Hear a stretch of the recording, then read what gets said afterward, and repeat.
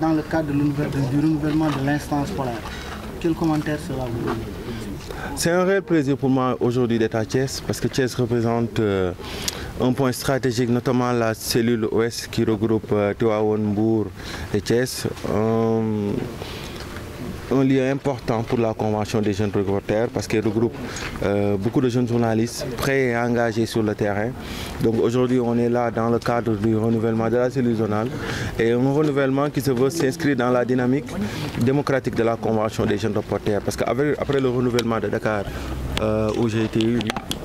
la suite logique était le renouvellement des cellules zonales. Donc on a été là, on a vu le dynamisme et l'union autour des jeunes journalistes de cette région et notamment du respect des principes de la Convention, c'est-à-dire que la présidence tournante,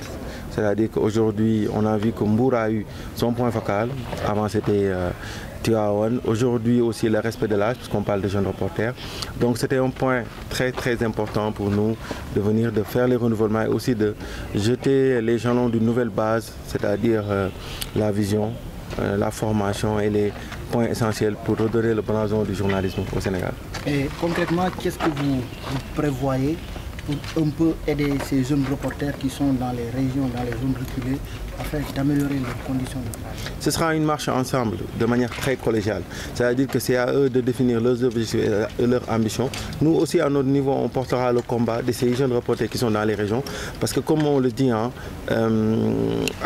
il y a des choses sur lesquelles nous, on a une certaine responsabilité. Et la Convention des jeunes reporters ne se limite pas à Dakar. Maintenant, sur des points comme l'amélioration des conditions de vie et de travail, on le fera de manière collégiale. La situation aussi des correspondants dans les régions est un point sur lequel on se bat. Et on se battra aussi avec nos camarades du SYNPICS pour qu'au moins leur statut puisse être revu et revisité. Le mouvement a été précédé par une formation. Et il s'agit de quoi exactement? Effectivement, parce qu'aujourd'hui, ce qu'on veut éviter, c'est que tout ce qui est formation se limite à Dakar. Et je pense qu'aujourd'hui, quand on a demandé à la cellule c'était quoi leurs besoins en termes de formation, ils nous ont dit que l'intelligence artificielle et le fact-checking sont des points importants sur lesquels ils aimeraient être renforcés. Et je pense que c'est pour cela qu'on a amené nos confrères qui sont à Dakar, qui travaillent au quotidien sur ces problématiques pour un renforcement de capacité et aborder ces problématiques. Et aussi pour des échanges, parce que comme on dit, ce n'est pas un séminaire où quelqu'un vient dérouler toute une littérature, c'est des échanges sur des problématiques actuelles par rapport à notre métier. Donc on l'a fait à Dakar, on le fera à la zone centre, à la zone nord, à la zone sud et à la zone sud-ouest. Donc c'est un point très important et je pense qu'aujourd'hui, beaucoup ont eu pas mal d'informations par rapport à ces problématiques. waaw tey moom dañuy sant yàlla bu baax parce que ñëw nañ fi nga xamante ne mooy Thiès Thiès nag tey moo daje ñetti département yi que ce soit Thiès Mbour Tivaouane te li nga xamante ne mooy formation bi ñu amaloon tey jagleel ko journalistes yi nga xamante ne ñu ngi fi te li si ëpp solo mooy pour formation yooyu dafa doon formation yu méngoo ak jamono parce que ku wax wàllum intelligence artificielle wax wàllum fake news ak fact checking da ngay wax li nga xamante ne au quotidien dañ koy dund suñu médias yi su loolu weesoo nag ñi defaale renouvellement parce que gis nañ équipe bi fi nekkoon nag def na liggéey bu am solo mais nag li nga xamante ne moo si topp mooy ñu gën a élargir bureau bi moom équipe bu bees équipe boobu tamit indi touche am proposer ay solutions proposer ay activités parce que métier bi comme ni ñu koy wax rek ndaw yi nekk fii nii ay jàmbaar lañ parce que soo leen seetloo seen taxawaay am na solo lool ñun nag lu ñu mën mooy nekk seen wet mais li gën a tax ñi gën leen jege mooy ñoom tamit ñu am bureau bi di proposer ay activités di proposer ay actions yi nga xamante ne dafa méngóog li dëkk bi laaj donc loolu noonu li nga xamante ne tey moo ñu fi tax a ñëw te ñuy sant bu baax waa Thiès si accueil bi ak si mobilisation di wax nag ndaje yu mel nii dinañ ko def lu yàggul dara Mbour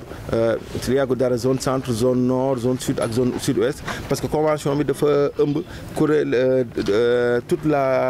tous les départements du pays et di nga xamante ne dañ ci ànd ak éventuellement avec le ministère de la communication et des télécommunications.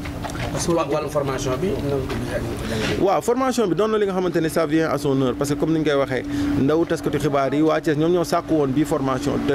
doon na li nga xamante ne am na solo lool te ab échange la rek ab waxtaan la woon ci problématique bi te gis nañ ni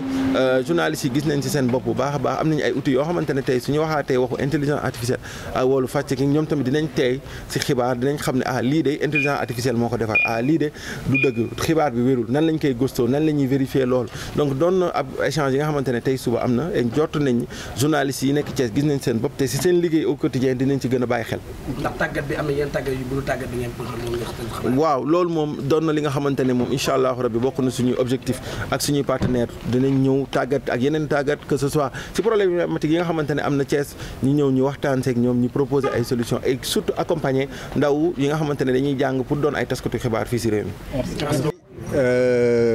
Président de la cellule zone ouest convention des jeunes reporters du Sénégal.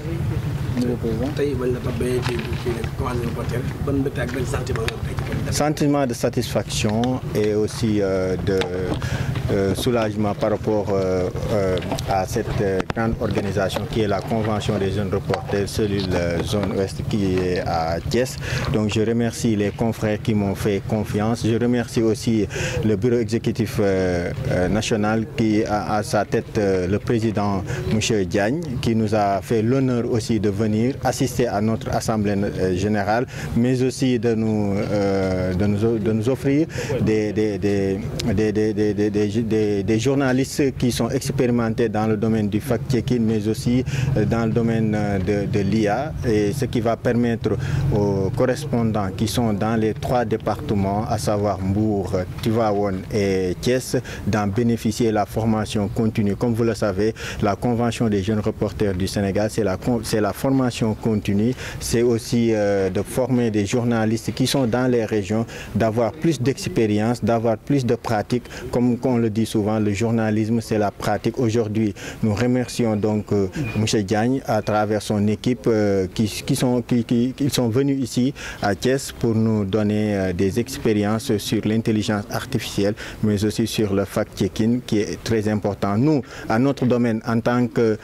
président et nouvelle équipe, nous allons travailler en synergie avec les correspondants qui sont dans les 3 départements de la région de Thiès. Nous allons essayer aussi de voir les conditions de travail des correspondants. Nous allons essayer de les intégrer dans la formation, dans les conditions de travail. Nous allons voir les autorités qui sont dans la région de Thiès. Nous allons voir aussi nos partenaires pour qu'on puisse faire beaucoup d'activités, valoriser le journalisme, c'est notre rôle, valoriser aussi le travail du correspondant qui nécessite vraiment beaucoup d'appui et d'assistance aussi, c'est notre rôle et Inch'Allah, nous allons le faire. Thiès, Mbour et Tivaouane,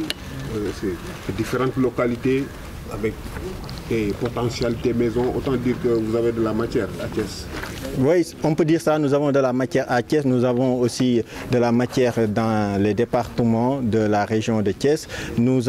invitons tous à vous, les journalistes expérimentés dans le domaine des affaires des mines, du tourisme. Nous vous invitons tous à nous proposer des activités où nous allons essayer de parler plus, inviter les journalistes à avoir plus d'expérience dans ces domaines et qui va vous permettre aussi de bien travailler, de bien exercer donc votre métier. C'est un travail à faire, c'est un long chemin. Nous vous invitons tous, chers confrères, donc à venir nous appuyer, à nous aider pour qu'on puisse travailler dans l'ensemble. waaw maa ngi gërëm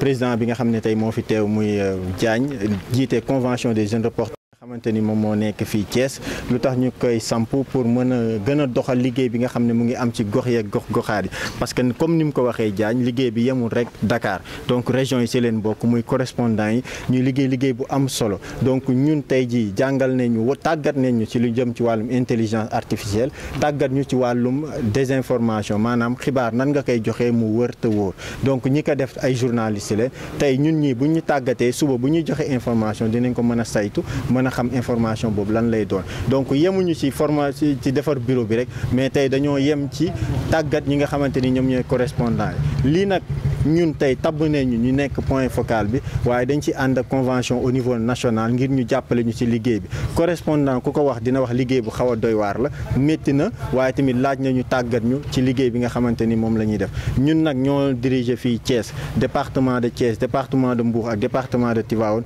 dineen xooli ji kilifa yi nga xam ne ñoo fi nekk dineen dem ci rédaction yi nga xam ne ñoo fi nekk dineen xool ñi nga xam ne ay partenaires leen dinañu mën a jàppale ci liggéey bi ngir ñu mën a liggéey bu am solo sànq tamit ñu ngi wax ne région bi région boo xamante ni dafa am lépp loo xam ne ay richesse la dinañ ci mën a former journalistes yi dinañ ci mën a former ñi nga xamante ni tey dañoo spécialisé wu ci loolu ngir ñu mën a def ay formation ak ay atelier ngir ñu gën a xam ne nii région de Thiès am na ay taskatu xibaar yu joxe xibaar yu wér te wóor waaye tamit di ko teg ci professionnel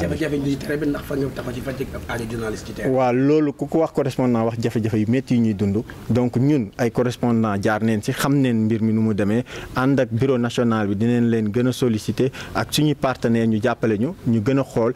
taskatu xibaar bi nekk ci région de Thiès nan la ñuy def ngir ñu gën a dëggal seen liggéey waaye tamit loolu lu koy mën a antu mooy dañ leen di woo yéen taskatu xibaar yi nekk ci région de Thiès amul xaaj ak seen ngeen ñëw bokk ci convention bi ñu mën a liggéey ensemble ngir mën a saytu seen i jafe-jafe